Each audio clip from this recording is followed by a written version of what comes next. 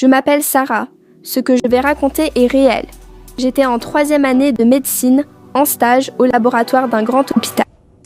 Je n'aurais jamais imaginé vivre ça.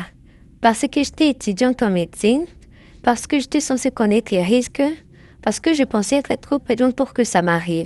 Tout a commencé lors de mon stage en laboratoire. J'étais en 3e année. Je me sentais forte, compétente, presque invincible. J'étais impressionnée à apprendre me surpasser. Le laboratoire était devenu une deuxième maison. On a reçu un échantillon urgent. Un patient très malade. Je prends les types comme d'habitude, mais mes mains tremblaient un peu. Le stress du stage, la pression, le regard des techniciens derrière moi, le tube m'a échappé une seconde. Une seule. Je revois encore le tube tomber, tourner, puis éclater au sol. J'ai senti une micro-goutte atteindre ma peau, juste là, sur la coupure que j'avais oubliée. Mon cœur s'est arrêté, j'ai senti la panique monter. Mais je n'ai rien dit. Je me suis contentée de courir au lavabo, de frotter, de laver, encore et encore, comme si de l'eau pouvait effacer ce que je venais de faire. J'aurais dû prévenir les superviseurs. J'aurais dû déclarer l'incident. Mais j'ai eu peur. Peur de paraître irresponsable.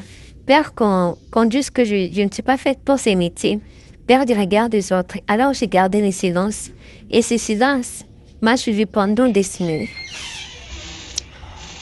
Au début, j'essayais d'oublier, même encore me rappeler la vérité. La fatigue, le cœur de combattre des gangrènes. Je connais ces symptômes, on me les a enseignés, je les ai lus, étudiés, répétés. Mais les vivre, c'est autre chose. Je me suis décidée à faire un test. Ces jours-là, j'ai reçu les résultats. J'ai senti ma vie basculer. Ces mots positifs. Je l'ai gardé pendant de longues minutes. Si un client suffisamment désiré, il allait disparaître. Bien sûr, fondé, j'ai pleuré, j'ai crié, j'ai honte. Parce que j'ai le VIH et parce que j'ai cité l'incident, ce qui pouvait arriver. Je n'ai rien dit. J'aurais aimé revenir en arrière, juste pour dire j'ai eu un incident, juste ça, une phrase, un aveu, une vérité. Aujourd'hui, je vis avec. Je me soigne. Je prends mes médicaments. J'ai trouvé un équilibre. Mais j'ai aussi compris quelque chose d'essentiel. Ce ne sont pas nos erreurs qui nous détruisent. Ce sont les silences qu'on garde par peur des autres. Ce sont les accidents qu'on cache, les vérités qu'on enterre.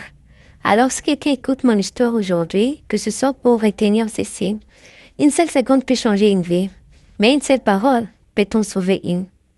Je m'appelle Sarah et ceci est ma vérité.